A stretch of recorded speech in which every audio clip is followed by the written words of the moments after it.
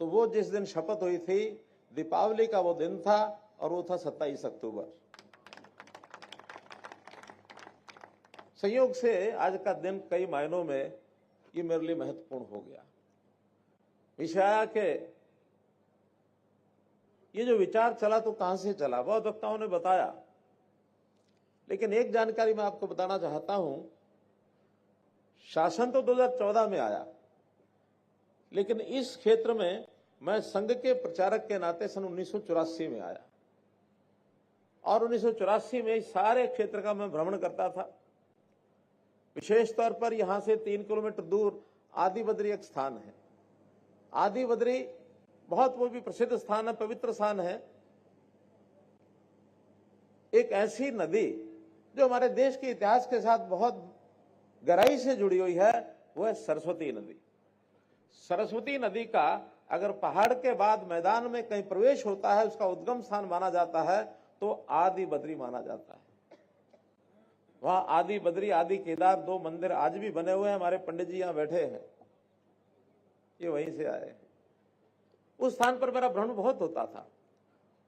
1987 में एक वाकणकर जी इतिहासकार थे, उन्होंने कहा कि मैं आदि बद्री के जो स्थान है, यानी जो उद्गम स्थान है, वहां से क्या रूट था सरस्वती का, उसको देखना चाहता हूं। 3 दिन तक लगातार उनके साथ मेरा पैदल भ्रमण हुआ यहां से। बाद में फिर हिमाचल प्रदेश के जाने के लिए कॉलर एक स्थान है, बिल्कुल पीछे सड़क के ऊपर, यहीं रणजीतपुर से होकर के वो सड़क जाती है। यहां से हम साइकिलों से, मोटरसाइकिल से कई बार उन स्थानों पर जाते थे। उन दिनों में सुना था कि यहां लोगड़ नाम का जो स्थान है, इस स्थान पर कभी बाबा बंदा सिंह बहादुर जी जब राजा होते थे, उस समय इनकी राजधानी थी। और आज एकमात्र छोटा गुरुद्वारा जरूर बना हुआ है, लेकिन इस स्थान को विकसित करने की आवश्यकता है। उस समय जानकारियां मिली, इतिहास पढ़ा, कुछ साथी साथ जुटे, लगा कि अभी हमारे पास कोई ऐसी व्यवस्था, ताकत ऐसी नहीं है कि हम बड़ा काम कर सके।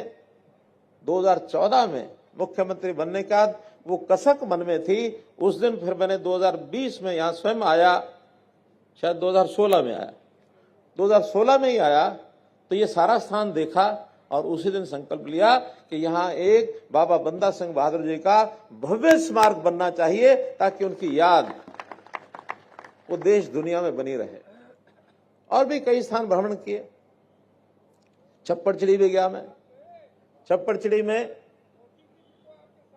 आते थे तो छप्पड़चिड़ी में बाबा साहब ने उस समय वहां भी युद्ध किया, बड़ा युद्ध हुआ था वहां। तो उनके जितने स्थान थे, उनका इतिहास जब जानना शुरू किया, उस इतिहास में पता लगा कि जब वो बालक थे, राजपूत परिवार में रहने के कारण से शायद शिकार का करने का शौक था, तो शिकारी बन के जंगल में घूम रहे थे और शिकार एक तीर चलाया, हिरणी के गर्भ के ऊपर लगा। हिरणी का शिकार करना था और जब गर्भ पर तीर लगा तो गर्भ फट गया और हिरणी तो ढेर हो गई, लेकिन वहां कुछ हिरणी के बच्चे पेट में से निकले, तड़प तड़प के मरते हुए देखे उन्होंने। जब इस प्रकार का कोई दृश्य सामने देखता है, अच्छा भला आदमी पिघल सकता है, लेकिन उनके मन में भावनाओं से ओतप्रोत थे वो, तो भावना प्रभावी हो गई और उसी समय आगे शिकार का त्याग भी छोड़ दिया, घरबार छोड़ दिया और त्यागी बनकर के, सन्यासी बनकर के चनाब किनारे रियासी में एक स्थान पर पेड़ के नीचे तपस्या शुरू कर दी। रियासी बिल्कुल पास ही है। आज भी उस स्थान पर अगर रियासी में हम जाएंगे, बाबा बंदा सिंह बहादुर जी के नाम से आज भी वहां गुरुद्वारा बना हुआ है। आगे चल करके जब वो तपस्या करते करते उनको लगा कि थोड़ा और आगे बढ़ा जाए, वहां शायद तपस्या में उनको कुछ विघ्न आने लगा होगा, क्योंकि आसपास जानकार लोग थे, सब आड़ा जाड़ा शुरू कर दिया। और जब ऐसे संतों सन्यासियों को कोई विघ्न पड़ता तो कुछ और सोचते हैं। चल पड़े, दक्षिण की ओर चल पड़े। 6 महीने की पैदल यात्रा के बाद गोदावरी किनारे नांदेड़ साहब, वहां जाकर के अपनी धुनी जमा दी। उस समय तक नाम माधोदास वैराग्य हो गया। वैराग्य ले लिया तो नाम वैराग्य हो गया। वर्षों वैराग्य से अपने जीवन को तप कर रहे थे, कुछ शक्तियां भी प्राप्त हुई थी, उस इलाके में बहुत नाम था उनका। और हम जानते हैं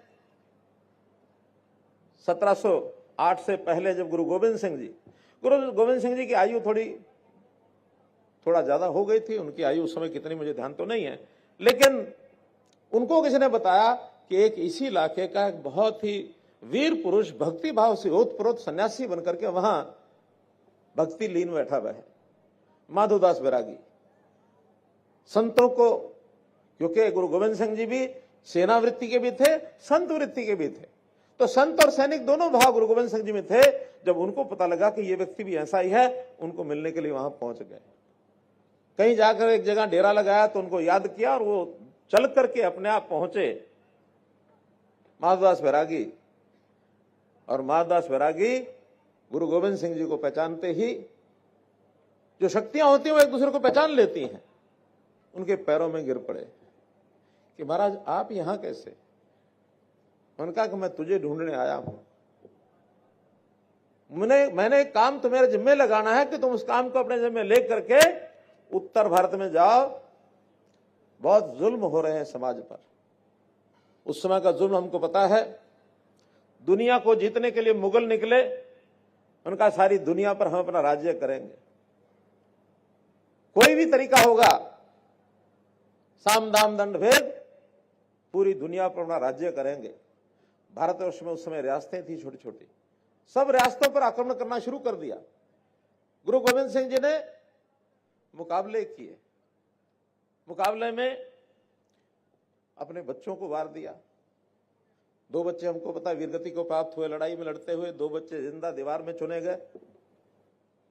पिताजी को कश्मीर के हिंदुओं पर आक्रमण हो रहा था, उनको मजबूर किया जा रहा था तो मुसलमान बन जाओ।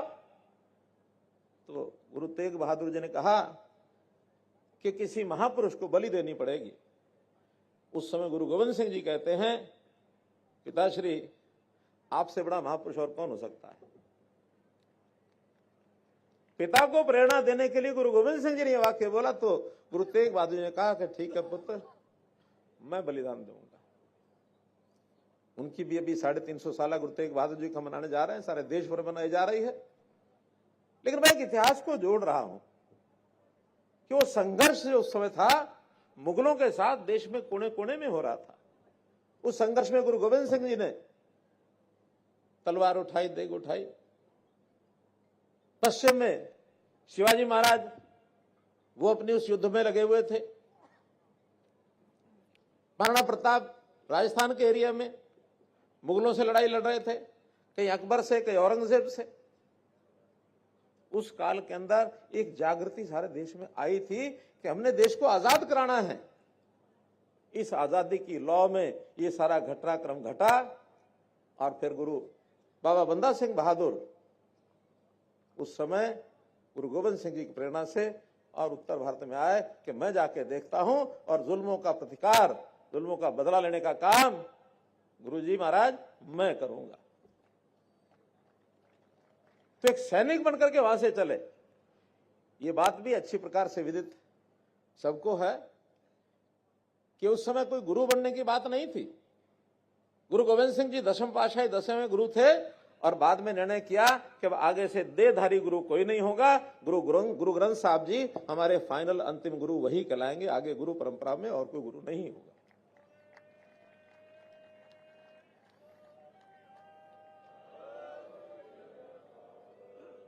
वहां से चले और कहते हैं कि दिल्ली के बाद उन्होंने सोचा कि अब मुझे अपनी सेना इकट्ठी करनी चाहिए।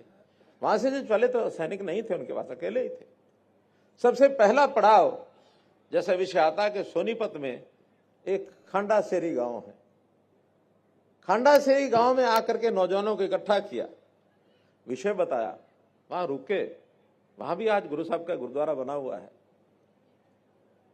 उन नौजवानों को इकट्ठा करके बताया तो गुरु, आखिर नौजवान तो नौजवान होता है, भावनाएं जब उनको बताई जाती तो तैयार हो ही जाते हैं।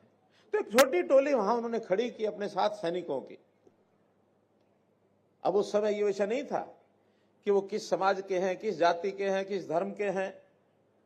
देश को प्यार करने वाले जो भी जवान हैं सब आ जाओ। उस समय ये कोई हिंदू और सिख का भेदभाव नहीं था, बिल्कुल सब एक ही सारा समाज रहा है।